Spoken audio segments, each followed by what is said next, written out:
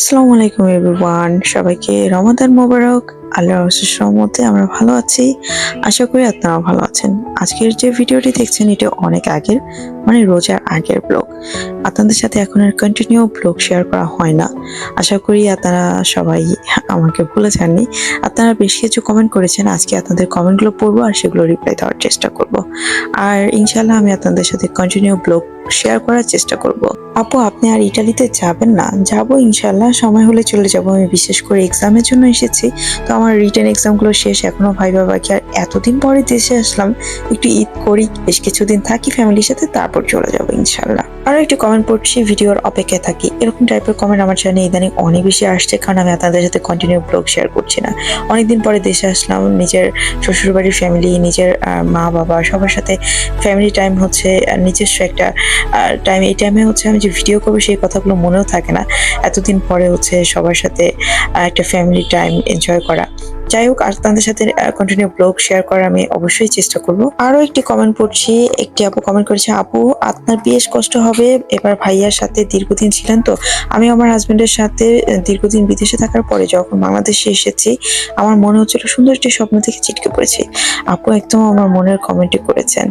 যাই হোক, কিছু তো করার নাই, যেহেতু ফ্যামিলিও আছে দেশে, তাদের সাথেও একটু টাইম দেওয়া উচিত। কারণ ফ্যামিলির মানুষজন এই যে প্রবাসে থাকলে ফ্যামিলির মানুষজনদেরকে কাছে পাওয়া যায় না সুন্দর সময়গুলোতে, আবার দেশে থাকলে হাজবেন্ডকে, আমরা যারা প্রবাসী বউরা আছি, খুব একটা আনন্দের সময় বা খুব একটা কষ্টের সময় তাকেও কাছে পাওয়া যায় না। এটাই হচ্ছে প্রবাসীদের জীবন। চলুন এবার আরো একটি কমেন্ট করি। আপু কেমন আছেন? আপু আপনি কি আর ইটালিতে যাবেন না? কিছু মনে করবেন না আপু।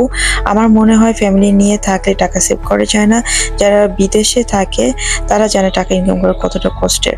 কারণ আমি ও কারণ আমিও প্রবাসীর স্ত্রী। কথা সত্যি আপু, একদমই সত্যি কথা। কারণ বিদেশে টাকা ইনকাম করা সত্যি এত পরিমাণে কষ্টের, সেটা যারা প্রবাসীর ফ্যামিলি বা প্রবাসী আছে শুধু তারাই জানে। কথা হচ্ছে টাকাটাই জীবনের সবকিছু না, আবার টাকাটাই অনেক কিছু।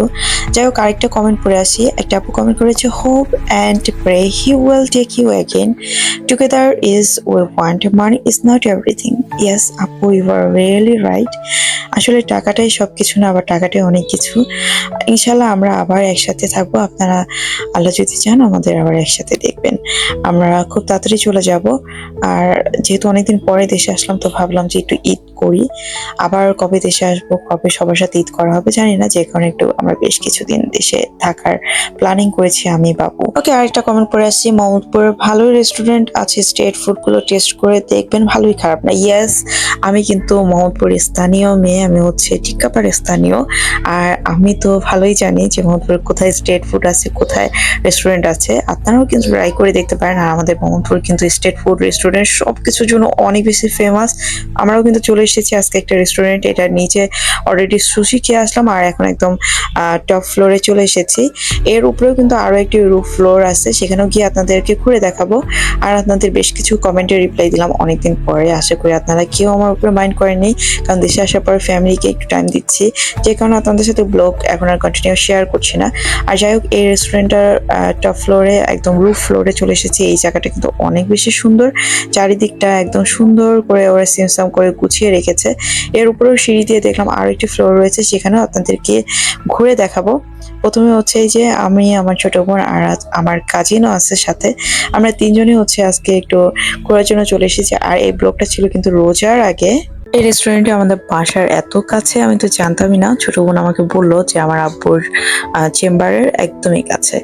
আপনাদের যদি অ্যাড্রেস লাগে আমাকে বলবেন, আমি আপনাদেরকে হচ্ছে এটার গুগল যে ম্যাপ আছে সেটা দিয়ে দিব। আশা করি আপনাদের কাছেও এখানে এসে ভালো লাগবে। বিশেষ করে ওদের পিৎজাটা অনেক বেশি মজার ছিল। এই যে আমরা একটা মিডিয়াম সাইজের পিৎজা অর্ডার করেছিলাম, যেটা কিনা 3 জনে মিলে খেয়ে আমাদের কাছে মনে হচ্ছিল যে অনেক বেশি। আর এত পরিমাণে চিজ দেওয়া ছিল, চিজটা দেখুন কত পরিমাণে লং হচ্ছিল। যাই হোক, আমরা আর বেশি লং না করে এই তো 3 জনে মিলে হচ্ছে কেটে একদম খেয়ে ফেলছিলাম, কারণ খেতে এত বেশি মজার ছিল। আর বাংলাদেশের পিৎজা খেতে আমার কাছে কেন জানি বেশি ভালো লাগে, কারণ এই যে আমরা বাঙালি, যে এই কারণে এটার মধ্যে একটু হালকা স্পাইসি ছিল, যে কারণে হচ্ছে খেতে বেশি ভালো লাগে। এই তো অনেকে বলবেন এখন ইটালি থেকে এসেও হচ্ছে বাংলাদেশে আবার পিৎজা খাচ্ছেন। যাই হোক, একটু মজা করলাম। আপনাদের আরো যদি কমেন্ট থাকে, কমেন্টগুলো কিন্তু আমাকে অবশ্যই করবেন। আমি আশা করি কমেন্টে রিপ্লাই দিয়ে দিব, অথবা অন্য কোনো ব্লগে আপনাদের সাথে সেই কমেন্টগুলো রিপ্লাই দেওয়ার চেষ্টা করব। যাই হোক, রেস্টুরেন্টের একদম এখন টপ রুফ ফ্লোরে চলে এসেছি আমরা। তবে আমার ছোট বোন বললো যে দিনের বেলা আসলে নাকি এখানে ছবি অনেক বেশি সুন্দর হয়। ও নাকি দিনের বেলা একবার এসেছে, যেহেতু আমার বাসার একদমই কাছে। আর ও বললো যে দিনের বেলা আসলে এখানে ছবি ভিডিও সব আরো বেশি সুন্দর হয়। আসলে এই রেস্টুরেন্টটা খুব সুন্দর করে ওরা গুছিয়েছে সিমসাম ভাবে। আমার তো খুব বেশি ভালো লাগলো।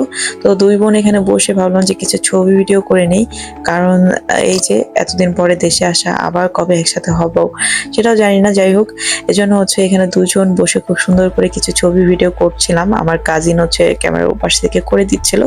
এই তো এখানে ছবি ভিডিও করা শেষ। তো এখান থেকে হচ্ছে যাওয়ার সাইডে দেখলাম এখানে অনেক সুন্দর সুন্দর গাছ লাগিয়ে রেখেছে। শুধু তাই না, কলা গাছও এখানে লাগিয়ে রেখেছে। এই যে আমি একটু ধরে দেখলাম যে এগুলো আসল নাকি নকল, পরে দেখলাম যে না, এগুলো সত্যিকারের গাছ। এই তো খুবই সুন্দর করে সাজিয়ে গুজিয়ে রেখেছে। যাই হোক, আপনাদের সাথে আজকের ব্লগটা এখানে শেষ করে দিচ্ছি। আপনাদের সাথে দেখা হচ্ছে আবার পরবর্তী ব্লগে। সবাই ভালো থাকবেন, সুস্থ থাকবেন, আর আমাকে কমেন্ট করে জানাবেন আজকের ব্লগটি কেমন লাগলো। আল্লাহ হাফেজ।